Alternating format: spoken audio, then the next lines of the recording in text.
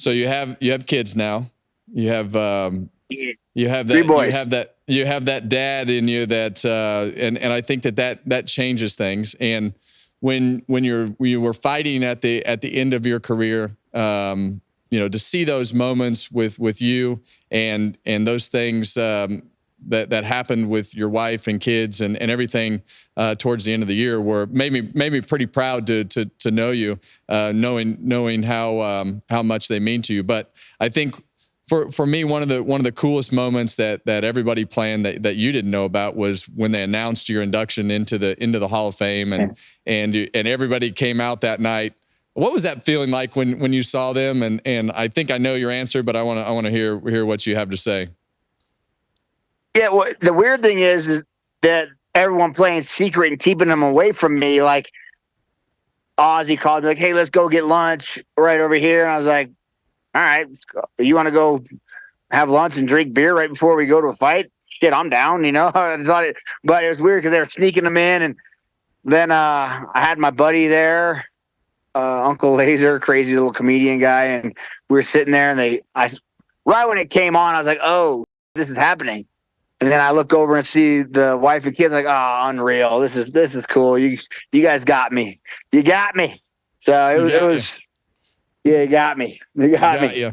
So are we fighting or racing? Which are we just going to do both? Because a lot of times when you're racing, you're fighting anyway. So you think that what does Danger seem to be interested? I know he's the oldest.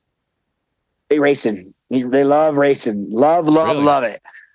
Yeah, they love it. He has 2 race cars right now, so he goes out and drives every single day. The first thing he does when he gets home from school, like, "Can we go drive the Can-Ams?" Like, "Sure you can. Let's go."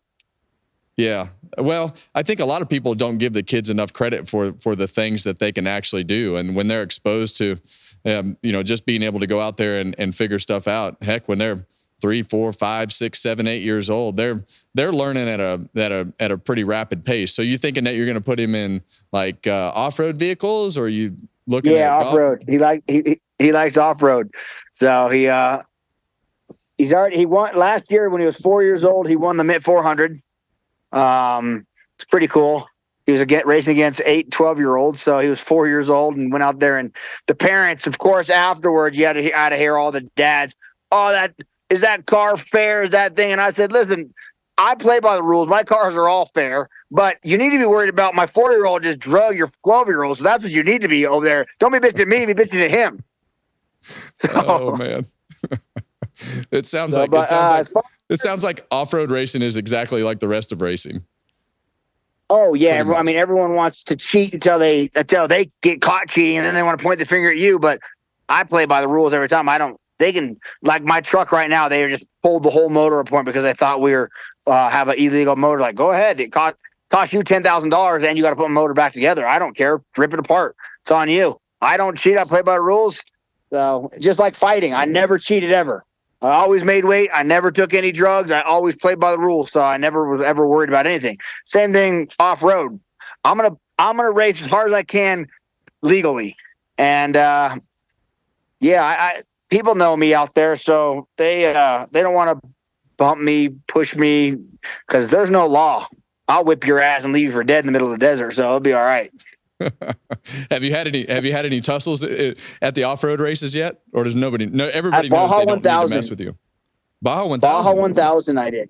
Yeah, I was driving another guy's car, and he would pull out and he would hit us. It's called nerfing, when you need to, like, someone doesn't move out of the way so you make him move. Well, he had a Class 1 buggy, which is 1,000 horsepower buggy. We were in a Can-Am, so way faster than us. He pulled out and he slammed into the back of our car. I let him by.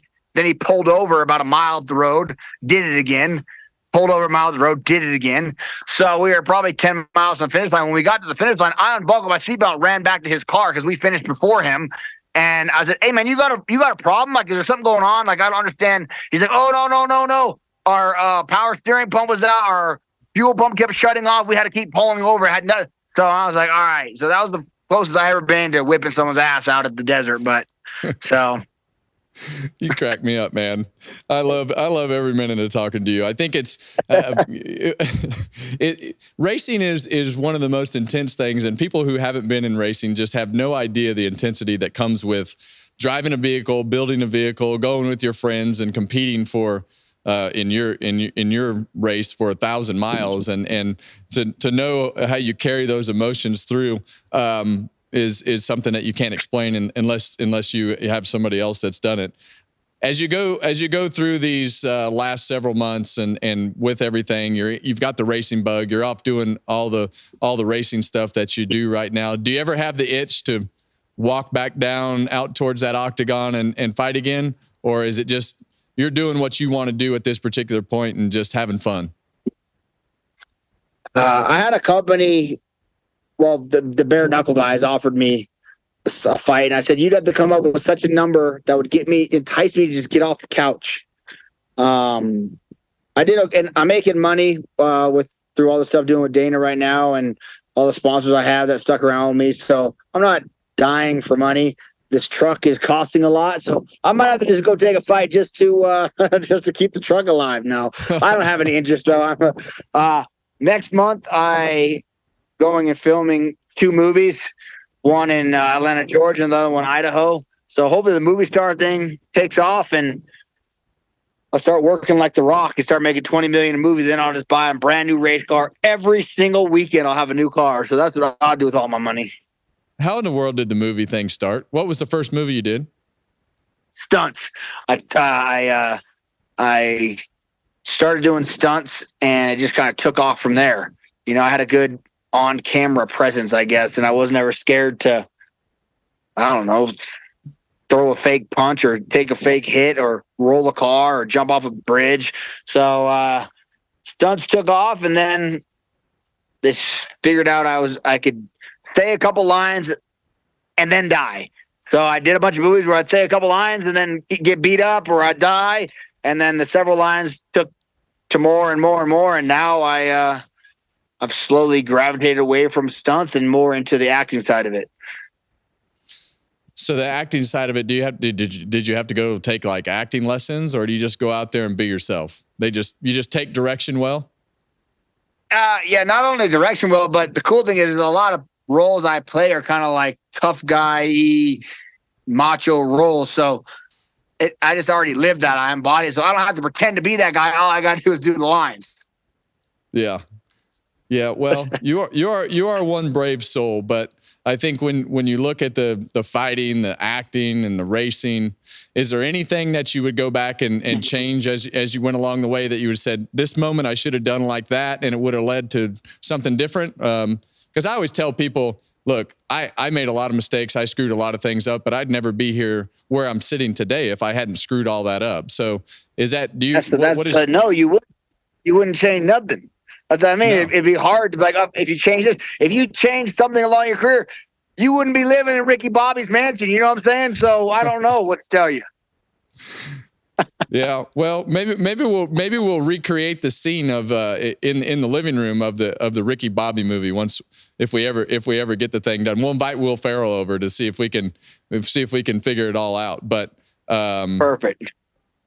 The impact that you had on UFC fighting, the impact that you've had on everybody's lives, the fans. I mean, I look at your Instagram, you've got over like 4.5 million followers on Instagram. The things that you did for the fans and the impact that you had on fans just skyrocketed the last 5 years of your career. And it was a pretty amazing ride that you had. And I think, do you understand the magnitude of everything that you did, or has it ever been a show? Because I always tell people with some of my stuff, it's like, hey, I'm here to put on a show. I have to do the things that I have to do, and when I'm sucking, I got to be more dynamic than everybody else. Was there a lot of thought that went into it, or were you just you? Just me. Yeah, no thought at all. I never cared much about the fans. I mean, I just went out there and lived my life and never held back on what I'd say or what values I thought were right, and yeah, just me.